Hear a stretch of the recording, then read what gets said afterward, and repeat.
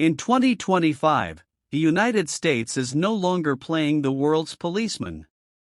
Under President Donald Trump, it's playing power broker. Sanctions, visa bans, economic warfare, strategic containment. America is leveraging its might not with bullets, but with bureaucracy, and Trump is calling the shots.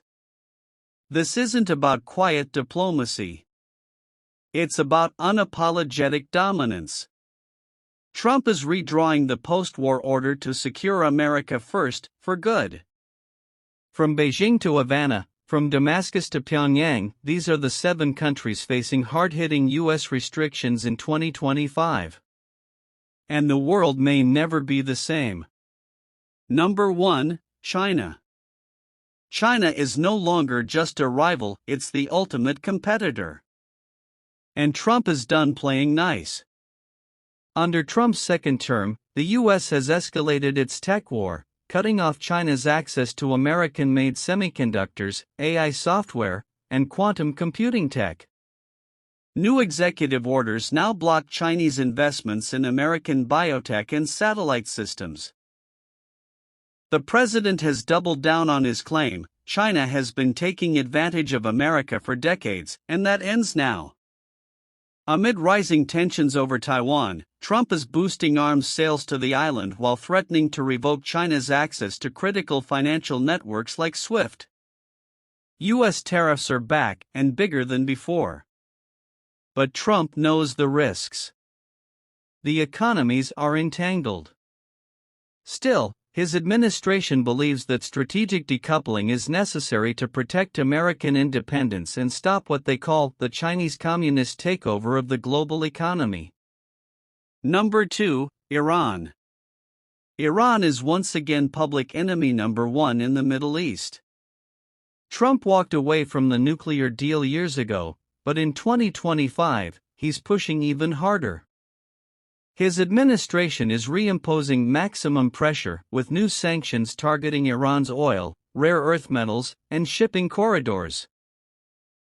After recent intelligence reports suggested Iran is close to nuclear capability, Trump responded with threats of military force if needed. The president is also pressuring allies to completely isolate Iran, cutting it off from regional financial systems and tightening bans on dual-use technologies. Behind the scenes, Iran's deepening alliance with Russia and China is alarming Washington. And on the ground, Trump's Pentagon is ramping up troop deployments to the Gulf as proxy conflicts heat up. Number 3, Russia. Vladimir Putin's Russia continues to defy Western pressure, but Trump is changing tactics. In his second term, Trump isn't just focusing on Ukraine. He's targeting Russian operations in Africa, Latin America, and cyberspace. He's freezing assets of Russian oligarchs tied to paramilitary groups, and pushing NATO allies to enforce stricter sanctions. But there's friction. Trump insists Europe pay its fair share, and has threatened to reduce U.S. support for NATO if partners don't step up financially. At home, his administration is hunting down Russian cyber networks accused of targeting U.S. infrastructure. At the UN, Trump is calling for Russia to be designated a sponsor of global hybrid warfare. But the Kremlin is digging in, creating alternative trade routes with China and Iran. The Cold War may be over, but the chill is back and getting colder. Number 4, North Korea. North Korea is back in the headlines, and Trump's playbook is getting tougher. After Pyongyang launched a missile that splashed dangerously close to U.S. territory, Trump vowed massive consequences. This time, the approach is high-tech. The Trump administration is working on cyber blockades, maritime surveillance networks, and AI-assisted sanctions enforcement to choke off North Korea's smuggling lifelines. Talks have broken down. Kim Jong-un is pushing nuclear brinkmanship, and Trump is responding with deterrence. U.S. forces in South Korea are on high alert, and strategic bombers are visible again in the region. Trump doesn't want war, he wants compliance. And he believes pressure, not diplomacy, is the key. Number 5, Venezuela. In Latin America, Trump is cracking down hard. After a brief opening under previous administrations, Venezuela is once again under full U.S. sanctions. Trump has reimposed oil bans and frozen international banking channels linked to Maduro's government.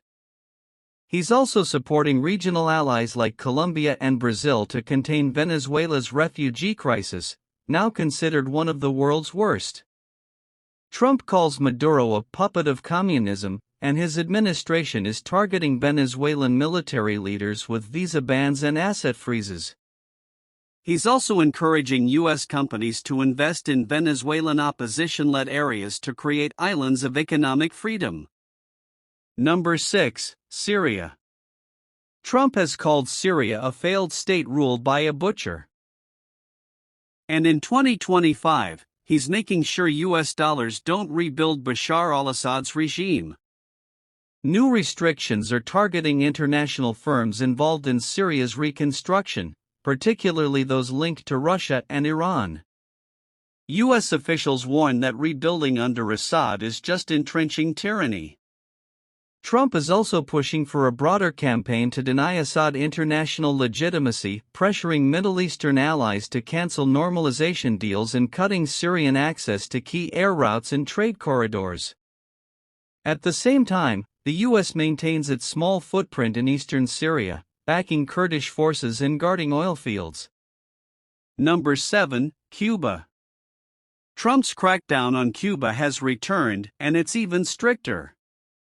Citing surveillance cooperation between Havana and Beijing, Trump's administration is restricting travel, remittances, and any American business with Cuban state entities.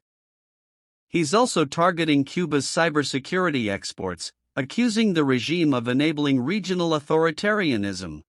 Back home, Trump is rallying the Cuban American community with promises to liberate the island from communist tyranny. In Miami, that message is stronger than ever. But critics warn that ordinary Cubans will suffer most while the government tightens its grip. Still, Trump believes pressure works and he's not letting up. 7 nations. 7 battlegrounds.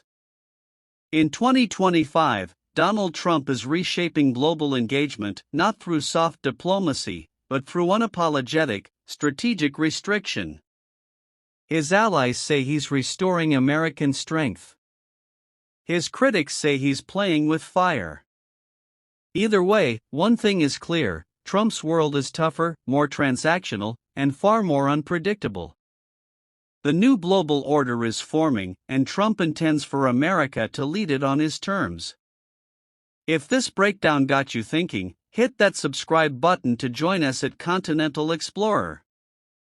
Comment below, which of these strategies do you support? Which do you fear? Let your voice be heard.